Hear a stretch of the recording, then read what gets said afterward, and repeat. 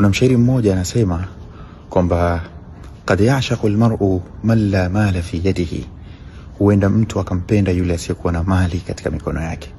Wa yakrahu al-qalbu man fi kaffihi adh-dhahabu, na moyo ukamchukia yule ambaye katika viganja vyake kuna dhahabu, yani kuna mali nyingi.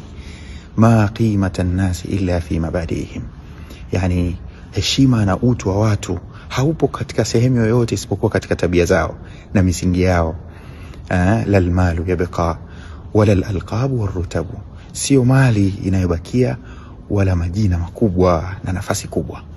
Mashairi haya ya huyu mtu yanamaanisha kwamba pamoja na kwamba ukiwa huna mali, huna chochote unachomiliki, lakini una heshima na nidhamu, una upendo, una tabia njema, bila shaka mapenzi ya watu yatakufikia na watu watakupenda.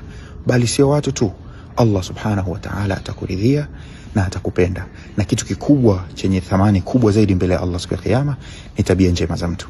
Ama yule mwenye mali lakini ni hasidi, mgomvi, dhalimu, mkorofi, anadhulumu watu, huyo hana thamani yoyote mbele ya watu bali na mbele ya Allah subhanahu wa ta'ala. Kwa sababu mali hii haitakiwi kutufanya sisi kuwa waovu, bali inatakiwa kutufanya sisi kuwa wema zaidi.